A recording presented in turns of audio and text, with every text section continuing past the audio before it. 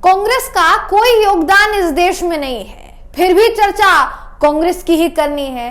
गांधी जी का देश में कोई योगदान नहीं था, गांधी जी को देश में नहीं मानना है, लेकिन विदेश में जब जाना है तो उनके सामने बिल्कुल नतमस्तक हो जाना है। पंडित जवाहरलाल नेहरू जी को सफल प्रधानमंत्री नहीं मानना है, लेकिन फिर भी चर्चा उन्हीं की करनी है और उनकी चर्चा लिए बिना हमारी सरकार का कोई बिल पूरा नहीं होता। आखिर बीजेपी डिसाइड क्यों नहीं कर लेती कि उसकी राजनीति कांग्रेस से ही शुरू होती है और कांग्रेस पर ही खत्म होती है। हालांकि कुछ नेता ऐसे भी हैं दोस्तों जो बीजेपी को उसकी भाषा में जवाब देना जानते हैं, और उन नेताओं में अव्वल दर्जा दिया जाता है मनोज झा जी को। मनोज झा ने अमित शाह जी को उन्हीं के भाषा में जवाब दिया है। क्या बयान दिया है, क्या जवाब दिया है, इस खबर में हम आपको बताएंगे। नमस्कार दोस्तों, मेरा नाम है जयंती झा और आप देख रहे हैं देश नीति।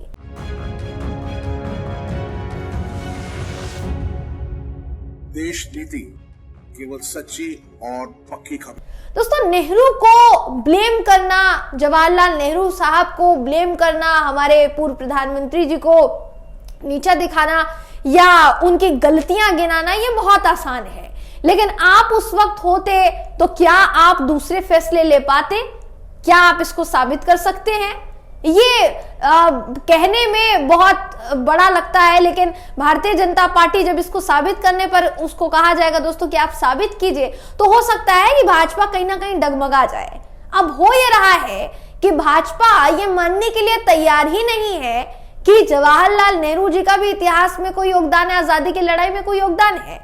और जम्मू कश्मीर में आप 370 हटाया, आपने 370 हटाने के बाद जम्मू कश्मीर में तमाम जो मामले जो सामने आ रहे हैं वहां से, वो आ रहे हैं आपके शासन में, केंद्र के हाथ में पूरी बागडोर है। बावजूद इसके ठीकरा फोड़ना है कांग्रेस पर, बावजूद इसके ठीकरा फोड़ना है जवाहरलाल नेहरू जी पर। अब जवाहरलाल नेहरू को लेकर अमित शाह जी ने जो कहा है, कहीं ना कहीं उसका जवाब उनको हर नेता से मिल रहा है दोस्तों, और बहुत पुख्ता अंदाज, बहुत अव्वल दर्जे के अंदाज में उनको जवाब मिल रहा है। मनोज झा जी ने बहुत ही उम्दा अंदाज में उनको जवाब दिया है। आपके स्क्रीन पर इस वक्त मैं खबर दिखा रही हूं, जिसके मुताबिक कहा है आरजेडी के सांसद मनोज झा ने कि चवन्नी छाप किताब पढ़ना छोड़ दीजिए।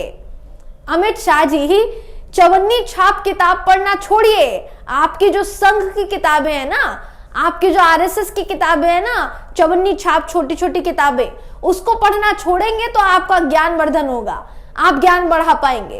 अगर उन्हीं किताबों पर टिके रहे तो फिर ज्ञान तो होगा नहीं, तो फिर बताएंगे कहां से कि कब क्या हुआ था, किसने क्या किया था।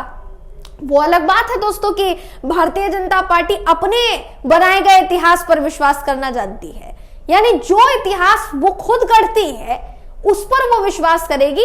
बाकी जो इतिहास अभी तक रहा है, अगर उसका बस चले तो वो ये भी बता दे कि भाई वो इतिहास तो कांग्रेस ने लिखा था, वो इबारत इतिहास की तो कांग्रेस ने लिखी थी, तो हम उसको नहीं मानेंगे।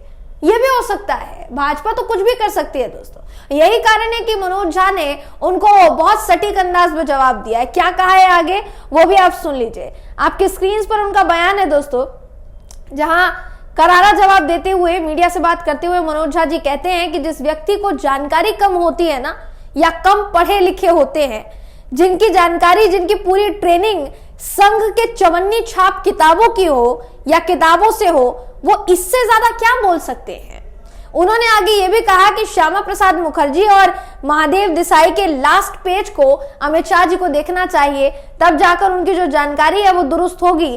क्योंकि जिस तरीके से वो बयान दे रहे हैं, ऐसा लगता नहीं है कि उन्होंने पढ़ाई वढ़ाई की है। ये मनोज झा ने कहा है दोस्तों। आगे वो ये भी कहते हैं कि अगर आप लोगों को इतना ही नेहरू से खौफ है, अगर आप लोगों को इतना ही नेहरू से डर लगता है, तो मोदी जी जवाहरलाल नेहरू मंत्रालय नाम से एक डिपार्टमेंट बनवा लीजिए।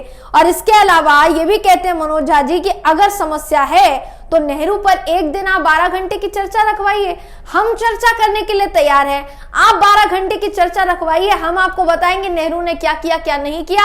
आप हमें बताइएगा कि क्या गलतियां रही और क्या नहीं रहेगी, क्योंकि आपको इतिहास ज्यादा पता है। शायद आप इतिहास जगह जगह से खोद कर निकाल कर लेकर आ रहे हैं, तो ये इतिहास कहां तक चलेगा। मनोज झा को दोस्तों एक दिग्गज सांसद के तौर पर देखा जाता है और एक बहुत बेहतरीन वक्ता के तौर पर देखा जाता है। जब भी संसद में वो खड़े होते हैं बोलने के लिए, तो अच्छे लोग जो शायद हो सकता है कि उस वक्त उनका ध्यान कहीं और हो, लेकिन जिस वक्त मनोज झा खड़े होते हैं उस वक्त सबका ध्यान उनकी एक बात, एक शब्द पर होता है। मनोज झा जी पढ़ाते भी हैं दिल्ली यूनिवर्सिटी में, या अगर मैं गलत बोल रही हूं तो आप मुझे कमेंट करके बता सकते हैं। तो जाहिर सी बात है कि जो पढ़ता रहता है दोस्तों, जो पढ़ाता रहता है, उनका ज्ञान, आप उनके ज्ञान को मैच नहीं कर सकते। मैं ऐसा नहीं कह रही हूं कि मनोज झा को ही पूरे इतिहास का ज्ञान है या पूरे इतिहास की समझ है, बाकी किसी को होगी ही नहीं, ऐसा नहीं कह रही हूं। लेकिन जैसा मनोज झा ने कहा, 12 घंटे आप चर्चा करवाइए नेहरू पर। अगर आपको इतना ही भरोसा है कि नेहरू ने ये गलतियां की, नेहरू ने वो गलतियां की, 10 गलतियां आप संसद में खड़े होकर गिना रहे हैं, अपनी एक मानने के लिए तैयार नहीं है, तो आप डिसाइड कीजिए ना कब चर्चा करनी है। और ना सिर्फ मनोज झा ने कहा है, बल्कि अधीर रंजन चौधरी भी संसद में खड़े होकर कह चुके हैं कि आप एक दिन निकालिए और डिसाइड कीजिए अपने सभी नेताओं को बिठाकर कि कब इतिहास पर चर्चा करनी है। आजादी की लड़ाई में किसने अपना योगदान दिया, किसने नहीं, और नेहरू ने क्या किया, नेहरू ने क्या नहीं किया, इस सब पर हम चर्चा करेंगे। लेकिन आप बैठिए एक बार चर्चा करने के लिए, आप बताइए, हम सवाल पूछेंगे, आप जवाब दीजिएगा। हालांकि अमित शाह जी ने कहा था कि मैं अभी चर्चा करने के लिए तैयार हूं, लेकिन वो जो चर्चा है दोस्तों, वो जो जोश है, वो वहीं का वहीं थम गया। तो ऐसे जो चैलेंज दिए जा रहे हैं बीजेपी को, क्या बीजेपी उसको स्वीकार करेगी, ये तो एक देखिए बड़ा सवाल है ही। लेकिन जैसा मैंने शुरुआत में कहा दोस्तों, कांग्रेस को कम आंकना है, लेकिन कांग्रेस का जबान पे नाम आए बिना आपकी बात पूरी नहीं होती है। जवाहरलाल नेहरू साहब को कम आंकना है, उनकी गलतियां गिनानी है, लेकिन उनका नाम लिए बगैर आपका कोई बिल पास नहीं होता है। नेहरू की गलती की वजह से ये हो गया, नेहरू की गलती की वजह से वो हो गया।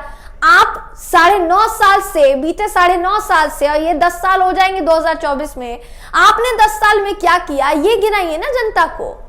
जितने वादे किए, क्या उतने वादे पूरे किए? इन सवालों पर तो चुप्पी साध ली जाती है, कोई बयान सामने नहीं आता है। अभी इस वक्त कहा जा रहा है पीओके हमारा है, और पीओके हमारा नहीं था, वो सिर्फ नेहरू की वजह से था।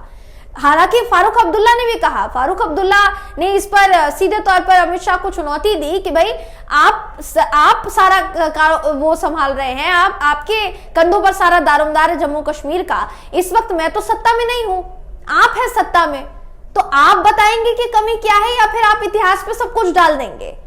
यही कारण है दोस्तों, इस वक्त अमित शाह जी घिर गए हैं अपने बयान की वजह से। इस पूरे बयान को लेकर और अमित शाह जी को दिए गए जवाब को लेकर आप क्या सोचते हैं, आपकी क्या राय है, कमेंट करके जरूर बताइएगा। वीडियो अगर आपको पसंद आया हो तो वीडियो को लाइक कीजिए, शेयर कीजिए, चैनल को सब्सक्राइब करना बिल्कुल भी ना भूलें।